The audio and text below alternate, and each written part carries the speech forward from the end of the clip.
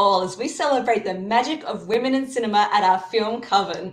We're your hostesses, Kelli Mehan and Melissa Woody, and today we are bringing Cinderella into our cinema circle. Melissa, I've been very excited for this one. In a shock to just no one, being a huge Disney fan, it was going to come up sooner or later, but we agreed that Cinderella is one of those enduring characters, and we've come up with four of our most favorite stories that has been put to cinema to discuss today. How are you feeling about this episode? Yeah, no, I'm super excited. I feel like Cinderella kind of gets a bad rap, and I hope we can kind of squash that today a little bit. And I really like all four of these movies, and there's been just so many versions of Cinderella, so we had to condense it down. Like, we would be here all day if we were doing everything. It is. It's one of those enduring characters. It's one of those storybook characters, and having it public domain sort of way, there's lots of different ways that you can take it. So that's what's been interesting about this character, is the different adaptations of the story. But we're going to start the most logical place to be, Cinderella 1950 and Disney, the first time we're sort of really seeing this story in a big way and in an animated version. Melissa, how did you first see Cinderella 1950? Yeah, I'm sure the first time I watched it was on a VHS tape in the 90s. And because I was a big Disney person, you know, I know obviously we all know Kelli is, but I am too. It's more of like a secret, but I am. So I was probably a kid in the 90s watching this on VHS at home, and I always loved all the like Disney princesses and just Disney movies in general. And this was definitely one I really enjoyed growing up. How about you? Me too. It's not one that I had on VHS. My VHS princess movie was Sleeping Beauty. Oh, yeah. So it's one that I came to on DVD. I remember buying the double edition with Cinderella 2 Dreams Come True. And then later on getting a twist in time. So this is one that I came to probably more in my teens, like knowing of it as a child, but really actually consuming it in my teens, and then loving it more the older I get. It's the one I've revisited the most in the last few years. And then they had the re-release for the 70th year anniversary in 2020. So they had it on the big screen, and it's just one of those movie memories I've been lucky to have, that just seeing it in the grandness of it all, because I mean, you've got the background that I just adore, but one of the strengths I think of this movie, apart from just the character, is the color palette of it all. And I know that's really weird to say, but it's my favorite color palette of any film. They're these deep, rich blues and greens offset by these beautiful blush pinks. So that is something that's always stuck in my mind, of being able to see it on the big screen and really being able to absorb the magic of it all. What are some of the strengths you think of the 50s Cinderella? Yeah, absolutely. The animation is absolutely gorgeous. You know, it's all hand drawn. And I'm with you with the color palette. I think it's beautiful. I think actually, out of all four of these movies, I would say this is the most visually beautiful in my opinion. It's gorgeous to look at. I would say probably like the second biggest strength of the film is the songs. Like the songs are great. Like, I mean, I feel like they're very iconic at this point, even like outside of the film. Like A Dream Is a Wish Your Heart Makes. Like I feel like that's just like, that reminds me of Disney. Like that's almost like a part of the Disney brand in a way. Like it almost is beyond this movie. And then obviously like Bibbidi Bobbidi Boo is a fun one. And then I can't remember exactly what the song is called. This Is Love, or This Is Love, when they're dancing, the waltz. Yeah. Yeah, like that's a beautiful song. We'll get to it, but I don't think it's love. but the songs are gorgeous. Absolutely. I love that you talk about like the Disney brand, because obviously in the 1950s, and we're coming out of World War II, this is the movie to save this. There's been a few, but this is the movie of the time to save the studio.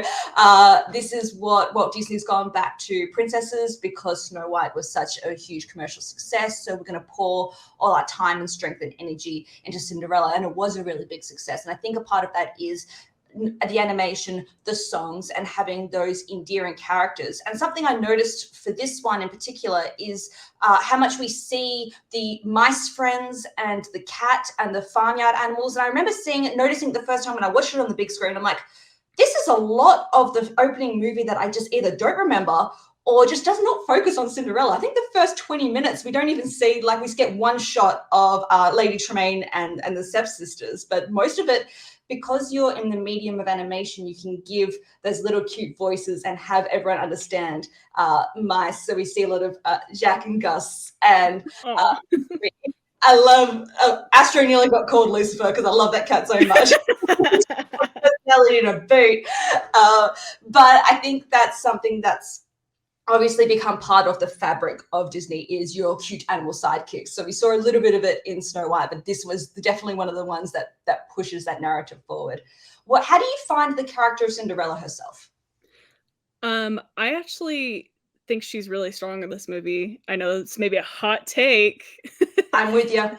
But I think, the rap that Cinderella gets, particularly kind of starting from this movie is, a prince is rescuing her. But that's just not really the truth of the matter. Like, she makes all the decisions in the movie to, like, for example, going to the ball. She's not going for the prince. The stepsisters are the ones that are like, the prince, and all about the prince. But no, Cinderella is going because she just wants a night out. She wants to be free. She wants to have some agency. She's making those choices. And I also think she's a great role model. She is somebody who is extremely positive in an environment that's very toxic and abusive. And I can relate to that on a personal level. And I've always adored this character. What do you think? I'm right there with you. I think the narrative around the character Cinderella is the fact that everything happens to her, or that she's meek and mild. What I find in this Disney version of her is that I love her sass. I love that, like, the clock goes off and she's like, I hear you. Or the fact that she's just funny. She's has banter with the mice, and there's ones where she's going to pick up the chain. She's like, I'm going to go interrupt, like, the music lesson. Like, she's being really sassy, and side comments and things like that. And I've always had the very same feelings as you do, in the fact that if this is your situation, if this is your lot in life, the fact that she is so positive, that she has kept that core of kindness to herself, I think is just beautiful. And we do see that throughout all these films, which is what I really think is the underlying thread of the Cinderella character, is doing the best you can in your situations and keeping a great outlook. And if you can't change anything around you, being the best version of yourself possible. And that is an enduring moral. The other thing I noticed about this one in particular is the maturity. She's definitely one of the older of the Disney princesses. I think she's canonically like 19 or something.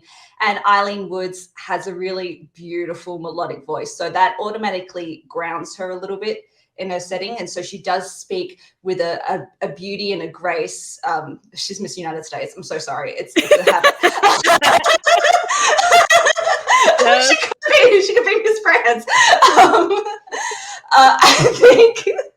And so one of the other things I love about this film in particular is the stepsisters and Lady Tremaine, and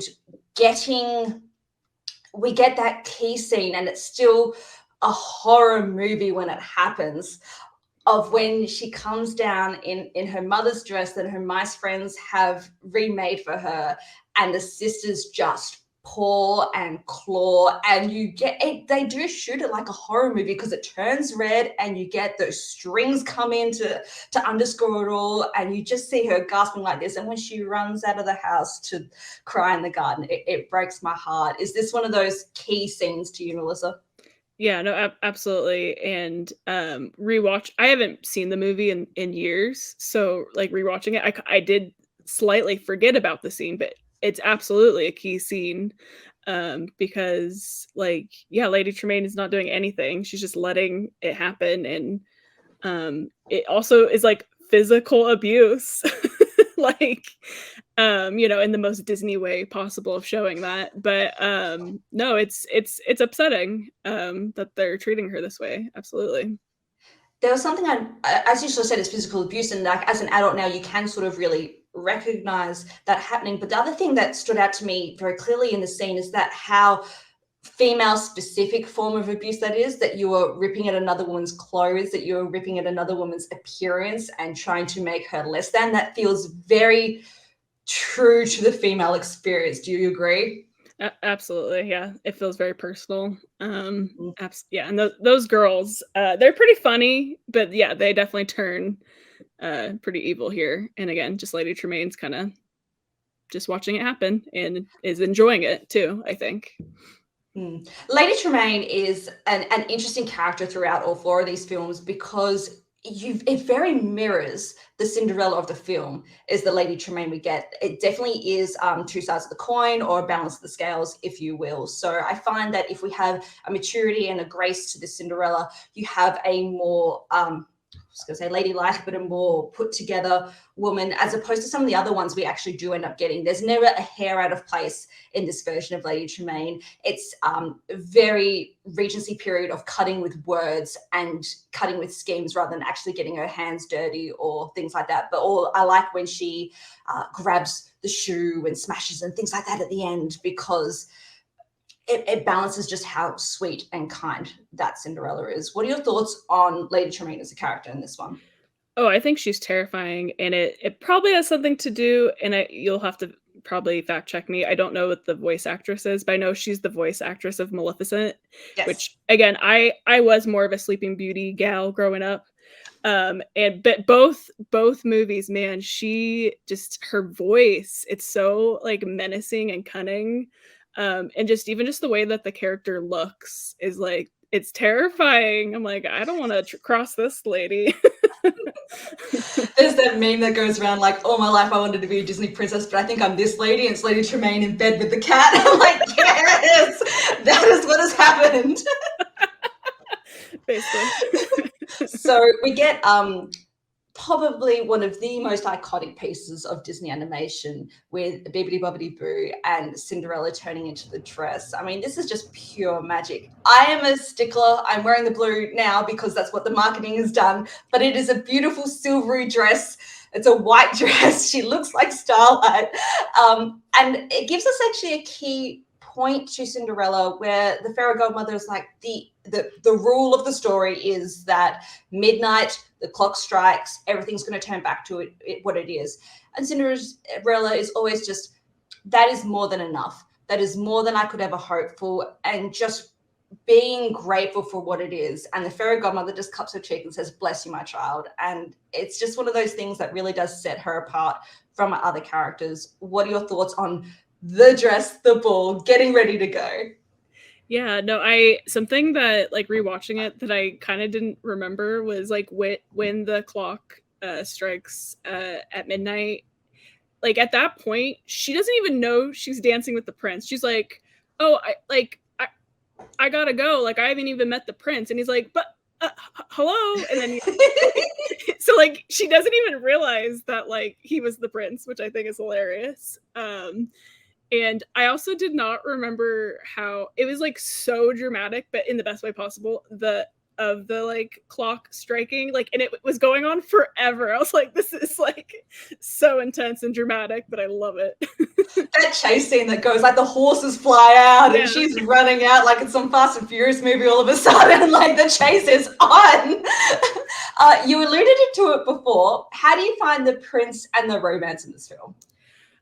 It's by far the weakest part. Like, yes. Like he just sees her, or they both just see each other, and they're like, "This is love." Do do do do. And it's like, no, it's not. It's absolutely not. And also, just the whole concept of like, I need to go, search far and wide and have all these women try on this shoe. Just that whole concept is so silly. And I think some of the other films that we'll talk about maybe handle that piece a little bit better. And yeah, it's just so silly. It's the biggest fairy tale aspect of it when it was all Sure. happening and they're in love, and I'm like, oh, I do forget that this opens on the storybook and that they're not going for character depth and they're not going for realism right now. It's a storybook put to screen, so you go with it for the happily ever after. I definitely agree with all that. I forget how funny some of the side characters in the castle are, like the Grand Duke or the King himself. I like the Grand Duke a lot, and when he's going around looking for Cinderella, and she gets that oh snap moment when the slipper breaks and he's fussing about it, and she's like, but I've got the other one. I love it. It's a great ending to the film. What makes this Cinderella unique to all the others to you, Melissa? Again, I would say the animation, the songs are just gorgeous, gorgeous, gorgeous. And again, I think this might be one of the strongest Cinderella characters out of, you know, the ones that we'll discuss. And I just don't like how she gets such a bad rap. It really bothers me because I think she's a very resilient character, and I think it's something to look up to be so positive, you know, in the circumstances that she is. And, you know, I don't like, you know, the whole, this is just like an overall movie trope of like, oh, women are only successful or will find freedom or whatever with like being married or something. The whole like marriage trope, I don't like that. But overall, I can kind of get past it because, like you said, it's very much a fairy tale and kind of, you know, a storybook type of movie. So there is some unrealistic things, but I think, yeah, the songs, the animation, and Cinderella herself, I would say, and the side characters are really strong in this movie too. Absolutely. I think I completely agree with the fact that the first three princesses in general, Snow White, Cinderella, Sleeping Beauty, tend to get shit on like really badly in modern day discourse, and it's completely unwarranted when you go back and you watch the film and you really do try to hone in on that character and what she's going through. And I think resiliency is the best term, and that's something that very modern day people still need to see. So I agree, if this is a fairy tale, it's at least got those morals there and those deeper meanings there presented to you in a nice package. For me, it's just the fact that this is always going to be the first. This is the first, this is the prototype. This sets, we're talking about 3 other films, and there's through lines set from this movie throughout them all, with mice, with pumpkin-y things, with songs, with the design of the dress. There's never going to be another Cinderella dress. This is the dress. And dress is the big part of it, not to sound frilly or anything, but it is. Dress is the Absolutely. big part of the character. Absolutely. We love dresses. We're about the costumes here. Yes. Let's move on. We're not going to go chronologically, so I'm very sorry for anyone that is in that way inclined. We're going to break your brain in a second. We thought it's best that we're going to talk about Cinderella 2015 next, because it is the direct remake from Disney about this film. Melissa, did you see this one in cinemas, or is this one you came to later? So yeah, I saw this in theaters, and this was my first time rewatching since then. Like, I only saw it the one time in theaters, and I really enjoyed my experience. I'm pretty sure my husband went with me, and I remember us both really enjoying it, and I thought it was very lovely, and I thought, you know, it had pros and cons, but I thought overall it was a good, you know, Disney remake retelling. I'm not really a whole fan of that kind of Disney strategy, but again, overall, I did really enjoy it. I went to see it in the cinemas as well, and we're lucky that this was sort of the second or third, I think it's the second, live action remake, so to speak. So we didn't have as much of that, because I agree, I'm not the biggest fan of it, but I understand it. So at the time, we still weren't getting the comparisons as much. And I think hitting Cinderella was a really smart play at the beginning, because I just hit Maleficent and Sleeping Beauty. So going back to these 50s properties and bringing them back. And it had been time for a retelling of this one.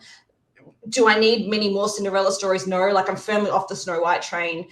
It needs to be doing something different at this point. But for this one in particular at 2015, I think this is a fine story to retell, because, again, the biggest strength of the film to me is the motto that has become part of my daily life at this point, I think, which is have courage and be kind. I mean, again, that now that I've said it so much, I'm like, oh, which way is it? Willy Wonka, strike that, reverse it. It's one of them too.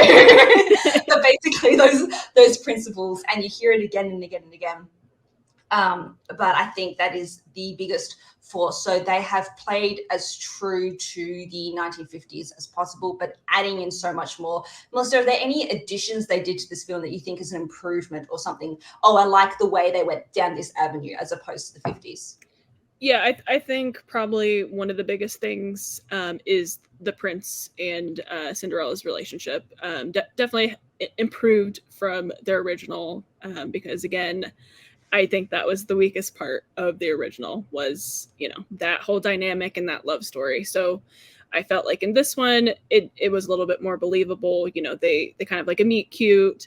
They have a connection. So it's like they, at least something is established there.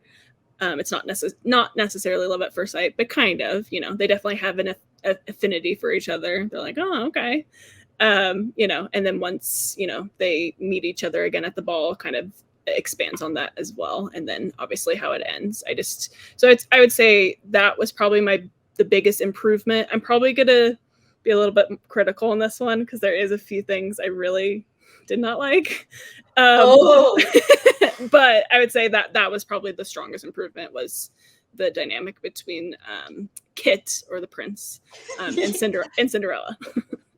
I think when you're approaching the story in our times now, you can see those plugs and gaps and what has been the criticism of the previous films and be able to fill them. And I think that relationship it's the big difference between having an hour 20 runtime to a nearly 2 hour runtime that we're accustomed to now. So you can fill out those moments of the prince. The prince has his not only just the Grand Duke, but he's captain now. Like each Cinderella fills out their cast of characters just slightly different each way, and it gives that world its own unique feeling, because Cinderella's always very stock standard, and Lady Tremaine, the evil stepmother. I like Lady Tremaine rather than Wicked Stepmother. Like if that's okay, if that's just I know that's not the one for all of them, but that's character. Sure. They are always going to be stuck in those archetypes, and you can put a bit of flavor on it and change it a bit, but they've got core characteristics. So the people around it is what's changeable. And I do like Kit. Richard Madden's fine. It's a fine character. But at least, as you sort of said, they can have that meet cute. They can be on a bit more equals. In this one, he deceives her a little bit by not telling her his full name in case she looks at him differently, and that's different to a few of the other ones that we see down the track. But I do agree that being able to put a bit more weight behind the relationship is good. And I found similar feelings in the fact that it's the only time we see her mother in any of the ones that we're discussing today. We get more backstory about her mum being the one to say, have courage and be kind. And the other motif I like that they've put throughout the film is butterflies. And I think that's something that makes this one very unique as well. They've added it with the father. They've added it as a symbol throughout the film. Rebirth, Genesis, like blossoming into your own wings, not being caged, all those sorts of things, I think is a credit to the film. What are your thoughts on this part? Yeah, no, great point about the mom, because this is really the only one that we get to see that. And a scene kind of later in the film, particularly with the dress, I feel like it holds more weight because it was her mom, so I think it holds a little bit more. And then, I think the symbol of butterflies it makes sense. It's a rag to riches story, transformation kind of story. And like you said, just kind of identity too, like, coming into your own. So I do like that symbolism. I don't really like it on the dress, but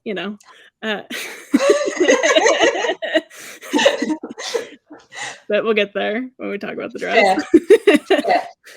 The other thing I like about this Ella and what we don't get from the 50s version is why she's staying. She is staying because this is her family home. This is her memories of her mother and father. This is her key to her family and her past. So she will not easily be dissuaded from it. So when Lady Tremaine and Anastasia and Drizella come in, even know how horrible they can be to her, she is so resolute to be kind to them, to see it from their point of view, and to try and to just make the best of her situation, because flat out she will not leave. And I find that very admirable. How do you find this lady, Tremaine, and Anastasia and Drizella? I mean, I love Cate Blanchett. I kind of forgot it was her, to be honest. Like when I kind of forgot that she was the, that character on a rewatch. I was like, oh yeah, it's Cate Blanchett.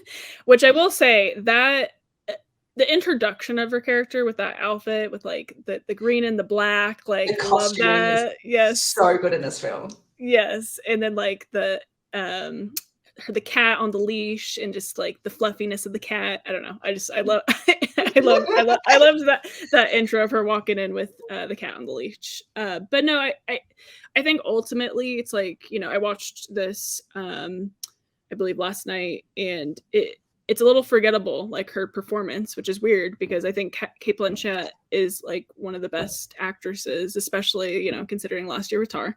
But like this, I don't know. It's a bit of a forgettable performance from her. And I would say also with the two stepsisters as well, which one of the gals, I love her from Downton Abbey. Downton Abbey? Yes!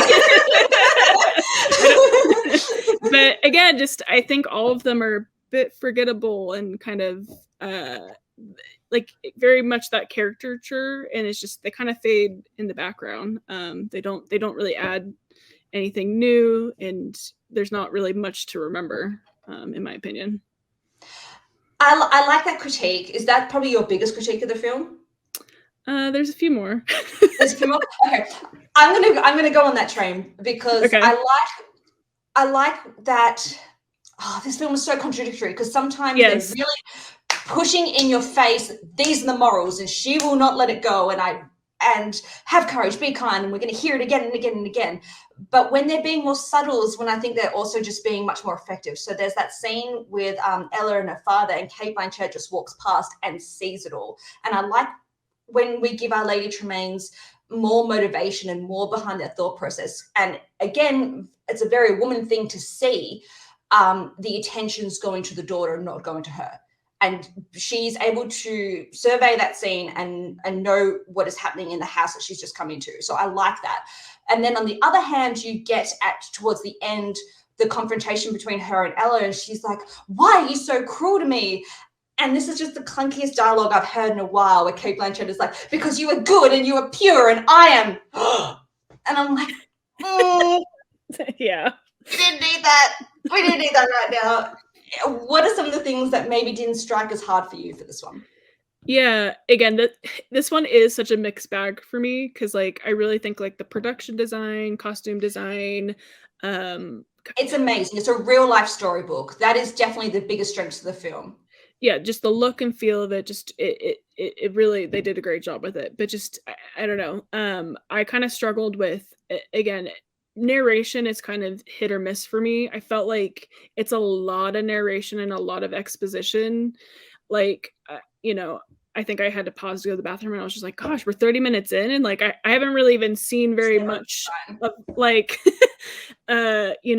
character building. Like, I don't know, I just felt like it was a lot of narration and exposition. So I didn't love that. I also really don't like that the fairy godmother has to make a comment that the slippers are comfortable. Like, no, they're not. They're not comfortable. Like, but I will say on that same scene that I did like was that she does the spell about like that she won't be recognized. I'm like, thank you, because plug that logic gap. Like that is something I did really enjoy, because it's just like, yes, like that's something that has bothered me on other versions of this story, where it's like, come on, you don't recognize her face. Like, it feels like the whole Superman thing, like, putting the glasses on and off. That, or like I was going to say, it gives me Sailor Moon, where she transforms and like you just can't tell who it is. So yes, there's something in the magic of transformation that makes that happen. What do you think about Lily James and her portrayal of Cinderella? I thought she was great, but again, a criticism is I feel like they made her character a little too flawless. And so with Yes. with that, it kind of makes it boring. Like I don't know. I just, and again, it's weird to say that's like, oh, your character's too perfect, but it's just like I just, there wasn't much to like, I don't know, there's just not a lot of substance, or there's just not a lot of like, I just wanted something a little bit more messy. You know me. I love a kind of deranged woman. It doesn't need to be to that level, but Introducing Gloria Swanson as Cinderella.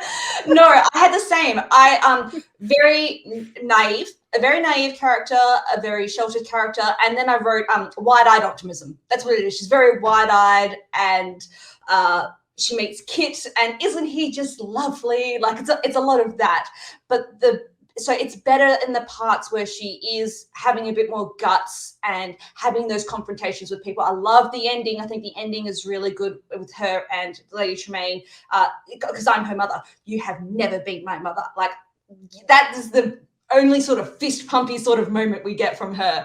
And the other Cinderellas we see just tend to have it a bit more. But again, if the moral is to be kind, we're seeing that to an almost flaw. And we see, and again at the end when she says, "I forgive you," maybe not realistic, but maybe what we need to see for this particular version. What is something that makes this version of Cinderella unique than the others? Because for me, I think we touched on it. It's very well made. Kenneth Branagh's a great director. The set pieces are gorgeous. The dress. We did not talk about the dress yet. The dress, Melissa, tell me about the dress. Yeah, no, I thought it was a really good use of like CG and obviously like the dress itself with like the transformation scene. And I think overall I like the dress, but again, I don't know if I like the amount of butterflies that we got. I feel like it was a little too much, but I love the sparkles in the hair and like on the body, like so sparkly. Love that so much. The amount of fabric that was used to construct this dress and the absolute machinery that would need to be going underneath it is a modern marvel. The fact that there's so much dress that they can't be that close is what is hilarious. But she throws it around with such grace and such ease. Like you really have to tip your hat off to her to be able to carry herself. She looks so light and airy and just, it's dreamy. It's a dreamy scene, them dancing together. It's that fantasy moment, and the dress is a big part of it because, yeah, it is fun when you do put on a dress and you do the swish and things like that, and that just looks like the ultimate one to do it in. I don't think I would be able to carry it. I do not have enough strength, I think, to be able to carry that dress. Yeah. And it looks a bit tight, you know, in the rib area. Well, that corset's pulled. She would not be breathing. The other thing is, I think the dress is big, the production design and things like that. The morals that she has and that forgiveness. I think that's the takeaway I'm going to have from this. How about you? What is the takeaway from this one for you? Yeah, be kind and have courage for sure. That's you hear it enough. I've said it enough today, I feel. Yeah, no, for real, if you want to play a drinking game, that's the one to play with this movie, and you'll be on your ass. No, I think overall, like you kind of said it already, but I think it was very well made, but I think there was a bit of some missteps. Something I forgot to bring up is like lack of music. I think was a big one. You know, compared to obviously the original and the other ones that we'll talk about as well. But yeah, no, I think it's a good movie. I think it's worth your time. It's probably one of my favorite Cinderella though. For the live action remakes though, I tend to put this one quite high. I put Jungle Book in this one like in the top tier because it at least does a really serviceable job, still bringing something different but keeping the integrity of the original. We still see like our little mice friends and things like that. Oh, the line that took me out when they changed the driver and he goes, the goose, he goes, "I can't drive, I'm a goose." I don't know why I find that so funny. So bits of humor, but yeah, the whimsy and the magic is still there. Yeah. Let's move on to probably the second one that I remember seeing. Melissa, for the longest time, I thought this was a fever dream of a movie. Like I thought this was something I dreamt up. I thought this was something that only I had seen because we're of the same age. Growing up in the 90s, I feel like I saw this on VHS. I watched it a lot as a kid, and then for nothing for like 20, 25 years, like it was in the Disney vault in my brain. And it would be like, no, that was a thing, right? Brandy, yes. Whitney Houston, yes, it was something. That was good, wasn't it? And then when I found it again streaming, and I watched it for the first time last year, I was sick in bed, and it was just the medicine I needed. I love this adaptation. I've watched it multiple times within the year at this point, and I wasn't going to watch it again for this. I'm like, no, I have to. This is just an absolute delight of a film. What is your first memories of this one? Yeah, exactly. Again, kind of going back to the first Cinderella, very similar. Like I remember watching this on VHS at some point as a child. I'm pretty sure, if I'm remembering right, I think it premiered as like a TV movie. So I feel like it is a TV movie. Yeah. Okay, so I watched it like when it premiered on TV, because I remember it being such a big deal, and like, yes, I mean, I can even like remember, I don't know, just like it felt like it was like a rainy day. I was like eating McDonald's with my brother and sister, like on a cold night, I don't know, and like watching this movie. So it definitely has nostalgia, absolutely, like for me. Yeah, because I love this one as well. Like it's a great time, and yeah, it was very fun to rewatch for this episode. What are some of the highlights to you? What are the strengths of this one? The music, absolutely. Oh, yes. Like, and I would say Whitney Houston. Like she's my favorite fairy godmother. In the Cinderella cinematic universe. Like, like she is my favorite fairy godmother. Just the energy she brings. Obviously, she has one of the best voices ever. So love all her songs. I would say also the set design, for the most part, like it's very like it's like kind of hit and miss, kind of, but like overall, I think it works for the movie. It's very storybook feeling, kind of whimsical, over the top. And yeah, I mean, apparently they had a very high budget for this movie, and I don't know if it fully shows, but those sparkles, okay. You mean they weren't completely magical, the little swirls? The doors that were like this, someone had to hand carve those. Yes. For me as well, like the strength is the fact that they were able to, quite successfully, in my opinion, take what is a stage musical and put it to screen, where it feels like you are in the audience, where you can see in like those opening scenes of the market, you can picture sitting at a theater and seeing people moving around the stage and moving around those pieces. So I think that is a big strength. The other part, not just the songs, I love the King and Queen, Whoopi Goldberg and Victor Garber, and Jason Alexander as Laurent. Again, as what I was saying before, your people around Cinderella and the Prince is what is giving each one its flavor. And 90s Whoopi, like she's so good, like just the squeaks and everything that she makes, it's amazing. The casting, again, is something just so unique. Like you don't think about it. And we can't say that very much for modern day films. So I appreciate that we get this one. I love Bernadette Peters as the stepmother. I've been struggling to pick who would be my favorite Lady Tremaine character. It might be her. I love Angelica Houston as well, though. Like when we get to Ever After, that's such a hard one. But what I like about this Bernadette Peters stepmother is the back and forth we get with her and Cinderella. And she talks about, my mother was hard on me, and I'm making my girls be the best as they possibly can, because I think you need to have that driving force behind the Lady Tremaine character as to why. And she speaks to Cinderella like, people said I should have just kicked you out on the street, but I didn't. I kept you. I clothed you. Well, now I'm getting confused about which one was which, but her and Angelica Houston one have similar ones. So I like that we get a bit more, and we get her song Falling in Love with Love as well, which I know isn't from the original musical, but it's a great addition to it, and she just kills it.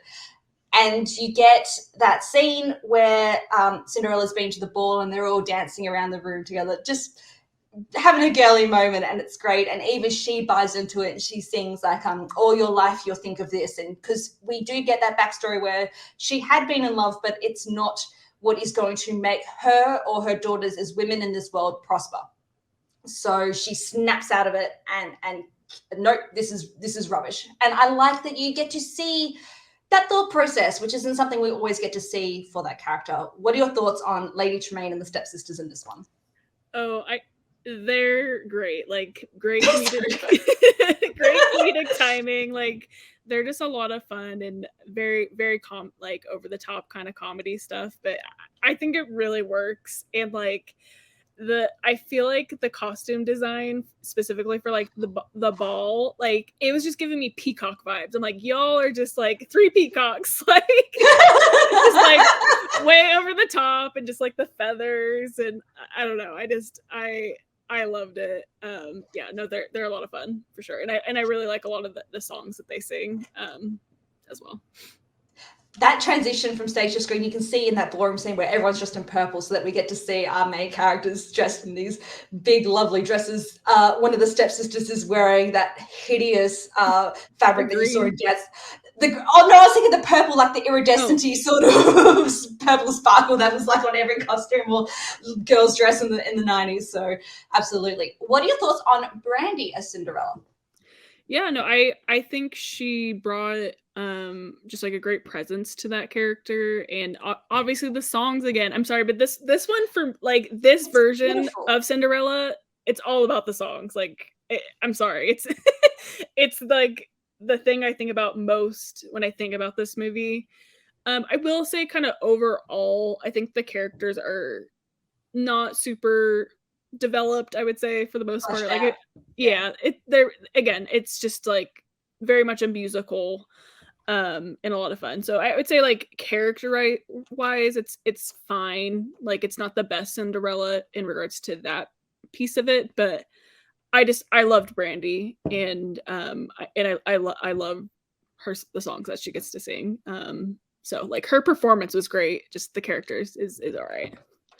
It's definitely like I wrote lines from the actual movie of how they describe her is she calls herself meek and mild and she's a much more timid person, and you see that, but then the best exchange has to be when she meets the prince and he says like, how should I not that exchange, no, when he goes what's your name, she goes Cinderella, and he goes what? Like, sorry, that's what I was thinking. No. When he says she says, do you know how to treat someone? And he goes, oh, like a princess, I suppose.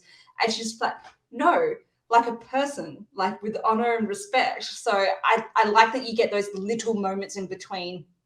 And it's one that we see. I agree there's not a lot of development, but I think you do see a big character change after meeting the fairy godmother because, again, as you sort of said, Whitney Houston, this fairy godmother, is such a great character. The fact that she is doling out harsh life's truths to her, not just granting wishes. So I love that when she's talking about don't just dream it, like go out and make it happen. Wishing is fine, but just people that just are waiting for things to happen to them, nothing's going to change. And I think you do see that character change in Cinderella after that because she steps up to her stepmother more and to the sisters and becomes, she even reiterates those to the prince. Yeah. So I like it. And as you sort of said, if you are doing such a musical-based performance, having someone that has such a beautiful, light, melodic voice as Brandy does. And then what I really like is the arrangements of the songs. You're right, it's all about the songs. But the arrangements of the songs, where they even put a little bit of that R&B twist and beat on her song. I think it's In My Own Little Corner. I'm not sure if that's the words, or if that's what it is in my head. And that one, like they put groove to it, so it melds to a modern day and melds with the casting of Brandy. I think it's really well done. What is something that makes this one unique compared to the other ones? Again, the songs. I don't have much more to say about it. That's what it's all about. Definitely this one, the standout is the songs. Also, this is just like a random little side fact I wanted to bring up before we wrap up with this one is I think it's incredible to think about that Victor Garber was in Titanic the same year as this. like that is kind of mind blowing. Like those are 2 hits. He was killing it. As 1997, now known as the year of Victor Garber. Yes.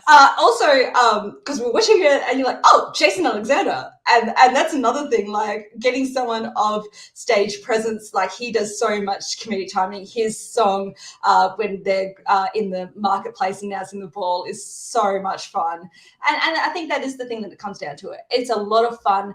It's times where you talked about the stepsisters being a bit more forgettable in 2015. I think this is a setting where those over-the-top characteristics play well.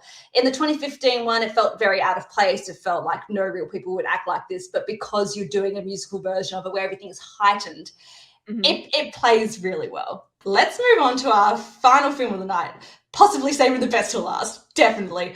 Melissa, talk to me about Ever After. Oh my gosh. I can't tell you how fun this was to rewatch. I have not seen it in quite a while, and this was just one that was on repeat for me as a kid. Like I loved this, and I just loved Drew Barrymore. Like growing up, she was definitely one of my favorite like actresses. Like she was definitely somebody, if like she was in something, like I would want to try to go see it or like would seek it out. She just has such a likability to her, and she feels like a real person. You know, sometimes with actresses it's just like they seem so otherworldly or like just unattainable type of vibe. And like I don't know, just Drew Barrymore is just, she's always, even like in her movies though, she just always has this down to earth quality. So that was very like interesting on this version of Cinderella, which I would say this version of Cinderella is probably the most unique in the sense of like it very much does its own thing to kind of say this story, because I would say this is more like a historical period piece that's just like also a Cinderella story as well. The take on this is so wild, and I did not realize as a kid, like it is so out there. Can you imagine pitching this to someone's like, okay, we're doing like the 16th century French piece take on Cinderella, but you're going to get like more of the sisters, and like she's going to be gutsy and bold, and by the way, the fairy godmother is Leonardo da Vinci. Like, you pitch that with a serious face. No, I agree. This is one of the ones as a kid, growing up, it was just always on, always around. Anytime it was on the TV, I wanted to watch it, borrow the VHS. And then for the longest period of time, similar to what the experience I had with 97 Cinderella, is like, was that not as good or well received as I thought it was? Because as a kid, I thought this was amazing, but it's one you just don't hear about as much unless you're sort of in the film community and it's something that you sort of seek out. I don't know if I could go out on the street and be like, oh, Ever After, and people know what I'm sort of talking about, or just only have the vaguest recollection of it. But I love it so much, and I agree with you. I think Drew Barrymore, okay, sometimes the accent's a little bit rough, but I could push past that. I could push past it for the content of the character. What are some of the strengths of this film to you? Yeah, I mean, absolutely Drew Barrymore as Danielle, as like the Cinderella character, which she's not even really, I mean, there's a moment where they go, you know, they reference Cinderella, but for the most part her name's Danielle. Like she's not really Cinderella. I'd say absolutely she is a big strength to this movie. Also, as we've talked about previously, the love story. I actually like this love story.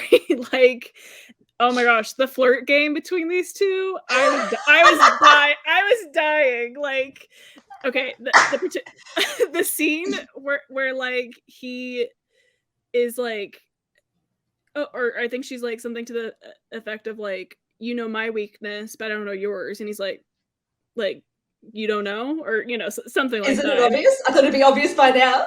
Yeah. And I'm just like, I'm dying. The part for me is when they're talking by the riverbank, I think it is, and she's just going at it with speech, and he's just like, how do you do it?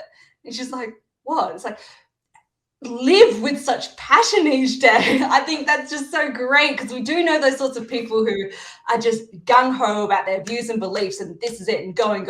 So it was a great sort of audience insert almost to that extent, that this is just a woman that is of beliefs and principles, and he just can't keep up. And I love that dynamic between the two. I think that's what makes this one so developed. It's not even them coming to equals as the start, as we sort of saw maybe on the 2015, where they're of the same heart and morals and stuff. This one, they're completely diametric, because she's schooling him on like political ideologies and like quoting Utopia to him.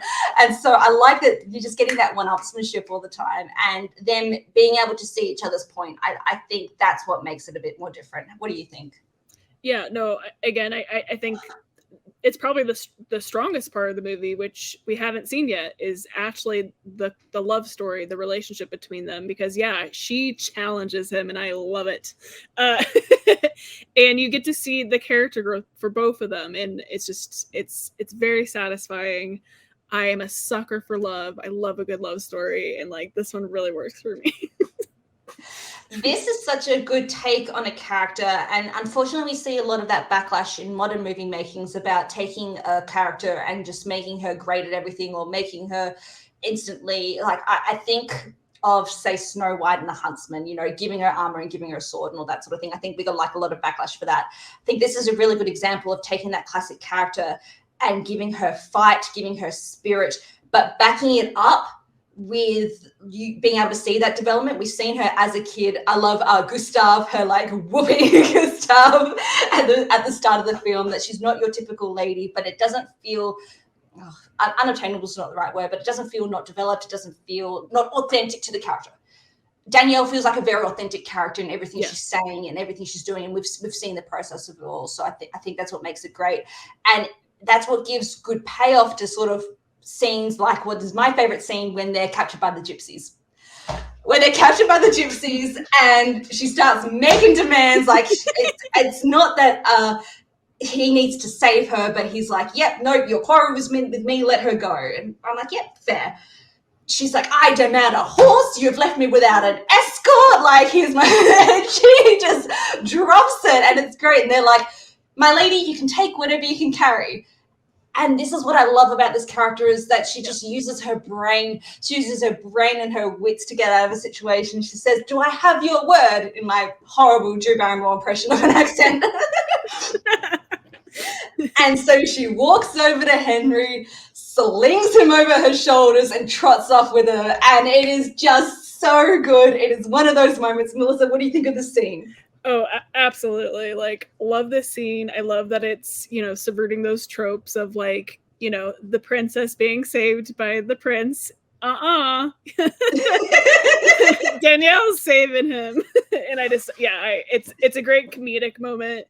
It's a great character moment. And yes, that's something about these two characters as well, is they're smart. Like, you can agree with either the prince or her, whatever, but like, they actually use their brains, and I love that, because we didn't really talk about it, but the 97 one, man, that prince is dumber than rocks. we did talk over it, but yeah, absolutely. We both laughed at the end of the scene. It's like, Cinderella, I like that. No, you didn't. You did not like that her name is Cinderella. You did not pick up on that one. Yes, that romance isn't completely blossomed, but you do get at least a little bit of back and forth in their scenes together, of them falling in love at the ball, and again, in the same way that a Lady Tremaine and a Cinderella have to balance each other out, I think each movie we've talked about does a really good job of balancing the prince and Cinderella to match the tone and the thought process of what's happening in each movie. And so this one as well. So she loves to read, he loves to read, and takes her to the library. Bit of a Beauty and the Beast ripoff, but I'm going to live for it anyway. Absolutely. I love that. Yeah. I had the same thought. One of the other biggest strengths of this film has to be Angelica Houston as, I think it's Lady de Barbarac, or definitely butchering that, Lady Barbarac de Gant or something like that. But the Baroness, that's what it is. She's not the lady this time, she's the Baroness. And the twist on the fact that we get one really awful stepsister in Marguerite, and one on the fence, almost an ally to Cinderella. And this one, we do get a lot of human allies to Cinderella, which is great to see. We get the other people in her household that call her mistress, no matter what her station, like it's mistress and madam Gustav, and the Jacqueline, I think, is the second stepsister. Yeah. Mm-hmm. So you can tell she wants to be sympathetic to Danielle, but that if she does so, she is then next lowest on the pecking order. So I like that we get that bit of dynamic between the two. And we see that Danielle has been out with the prince all night and she's hungover, feeling that she's in the bed, and she's like, make your own breakfast, standing up for herself. We're seeing development in her character, that she's just not going to be complacent anymore, because at this point we know that she wants to keep the farm, she wants to keep her home. This is our home and I'm not going to lose it, all that sort of thing. But now she's more taking steps to stand up for herself and for the house against the stepsister and the stepmother. So yep, go make your own breakfast, but with that little bit of leverage that gives to the Baroness then to take Danielle's mother's dress and shoes from her. So we go up and we see Marguerite preening about with the dress, and I would rather die 1,000 deaths than see my mother's dress on that cow. I'm like, yes! Such good dialogue. Yes. And just Marguerite just goes, oh no, but your mother's not here. No, she's dead. And you just see Drew Barrymore walk up to it and just, this is all you're seeing in the frame, and just pops Marguerite in the face. And the chase scene then ensues throughout the house, where it leads to the fire. And oh my goodness, can't talk about it. Where Danielle is holding her mum's shoes. So Marguerite picks up her father's book of Utopia, probably her most prized possession. We know that she's read it so much, and threatens it over the fireplace until I think Angelica Houston comes down and goes, what is it, Danielle? Your mother's shoes or your father's books? So you feel that tension of that scene, and Danielle gives up the shoes, but Marguerite throws that book in the fireplace anyway, and just that score comes in. Everyone looks off in horror. Drew Barrymore shrieks, and it is gut-wrenching. Oh, it's such a necessary scene, but such a hard one to watch. And again, this is the one that pushes the movie forward and turns the tables and puts into action the fact that the rest of the household, like, this is enough. This has gone far enough. Let's get Danielle to the prince. What are your thoughts on this scene, and sort of, I guess, what happens, how that flows on for the rest of the film? Yeah, no, again, I think a big strength of this movie is the performances and the acting. Minus the accents. So it's definitely the part that is bad. No, I think this is such a emotional scene, and it has stakes, and it I think particularly like the 2015 one, like the emotion was not there. Like it's more cold. It's more just, okay, we got to rip the dress, and the Cinderella checklist, With you, Cinderella, maybe what do we need to do? Mice, check. Rip the dress, done. Exactly. And I just think this actually has that emotion behind it. So it's a lot more impactful, especially watching it as an audience member. It's heartbreaking. And then you hate these stepsisters and Baroness, and it just I was just mad. And then, but I will say, a scene later on, I do love the black eye. Yes. And then I don't remember the full context of it, but like I love the little fits that particular, is it Marguerite? Marguerite, yeah. The little fits that she has throughout this movie are just great. I'm just like, you got a temper. Oh, she shrieks throughout it all. But then I guess at the end that builds up to their big comeuppance that you get at the end when we have had Cinderella at the ball, and cutting ahead. I want to get to the comeuppance part, but you've got to get to Cinderella at the ball part, because we've got to talk about the dress. We've got to talk about the breadcrumbs that I never noticed before, and the fact that in a previous scene she talked about what's the only thing that you can't do, and she says fly. And Leonardo da Vinci swoops in as a fabulous fairy godmother and says, well, then I guess I need to build you wings. And again, we get that butterfly motif of Cinderella. I like that. I like, again, that tide, not meaning to be deliberate, but it makes sense to the character. Yeah, absolutely. But when she walks towards Henry, and Henry's so excited to see her, and we haven't talked about it as much. I talked about it a little bit in 2015 with it's the prince that's deceiving Cinderella. But in this one, it is very much that trope of what we tend to see of hiding your true identity or pretending to be someone you're not. And even though we're still being our authentic selves in the moment, it's hard. It's hard for on both parties to then have to break that honesty. And we see the Baroness ripping of oh God, we got the burning of the book, and now we get the ripping of the wings. That's another one that is so hard, to be so stripped down in front of all these people, to be who you are, to have that realization from everyone. What are your thoughts on this scene? Yeah, I mean, Angelica Houston, like, she is just incredible. Like, man, she just has the face. Like, I'm sorry, like those cheekbones and those she does a lot of eyebrow work in this movie, and it just works so well. And like, a big movie growing up for me was The Witches, and like, yeah, she's scary, she's menacing, like she just has that vibe about her. But yeah, no, it's just so there's a few different scenes in this movie that are just so upsetting, and you hate to see it.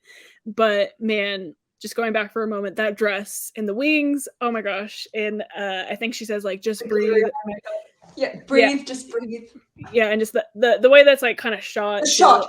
Yes, when it pans down to her. Oh, it's gorgeous.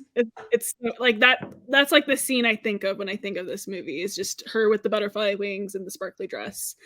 And yeah, and then of course it gets ruined, and then Henry's a dick. Yes.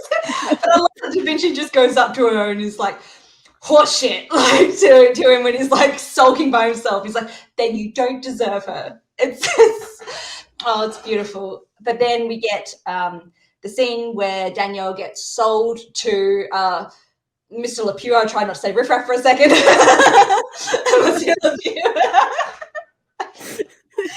And again,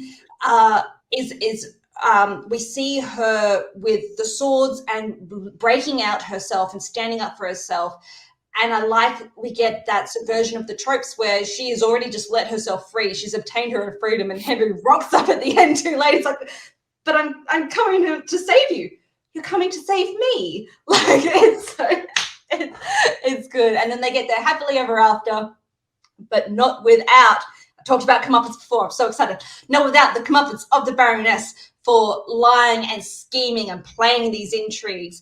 And Drew Barrymore delivers this great ending scene. I think this is, again, what's the strength of this particular Cinderella, is just how eloquent and well-spoken and outspoken she is. But she delivers this line to Angelica. She goes, you are going to leave here today, and I will never think about you again. But you will think about me for every day for the rest of your life. And that scene is so good. Melissa, how'd you react to this scene on your rewatch? Oh my gosh. Yeah, it's so satisfying. This is like what you want to see. Yeah, again, going back to the 2015 one for a moment, it's just like it just didn't feel good. Like I didn't really like that interaction of like, I forgive you. It's like, okay. But this one, it's just like, yes, like, you know, they get what they deserve, you know, or whatever. And it's just, and also like, it's very satisfying, like how she kind of, you know, gets to like end this chapter of her life, basically. Like she can have her fairy tale ending, and their life can be shit, and that's gonna be fine. I don't know. It's a very satisfying scene how it all kind of plays out with like where they end up, which is like maids or servants, or I don't know the exact title. And like, it's a very funny scene with them like in the laundry room, and they kind of like fall into this like, I don't know what it is really, but like it's cleaning solution, like dye, like for laundry. Yeah, and they turn purple, and it's great. And you know, they can just be miserable, and you know, hopefully learn the lesson of like, you shouldn't treat people the way that you treated them. Yeah, and Danielle gets to go on and be immortalized by Leonardo da Vinci, and then the brothers, I forget that this movie closes with the brothers Grimm coming to find out the true story of Cinderella.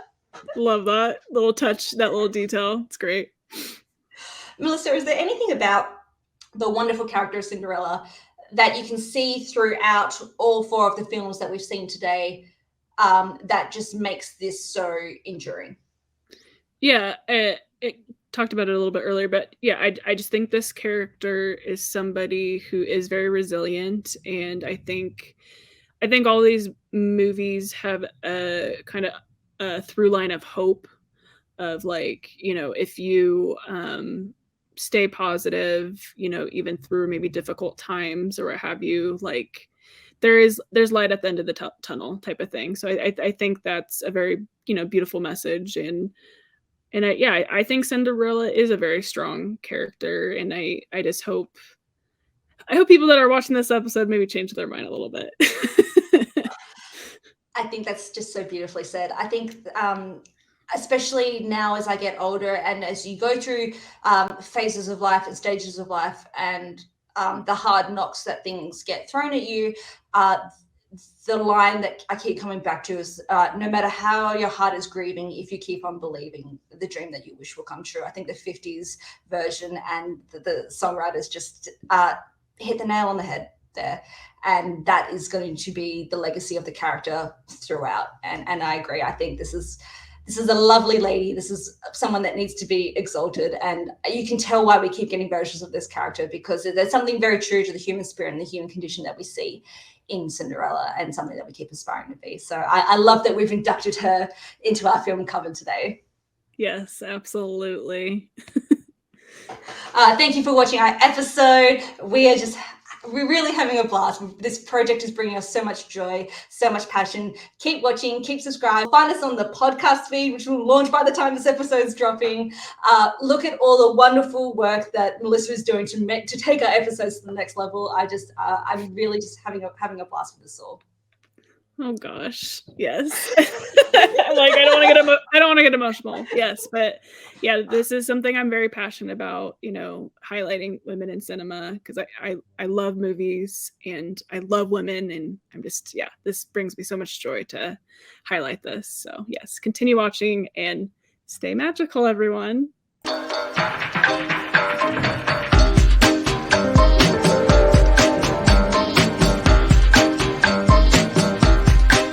Good vibes. Let's do it.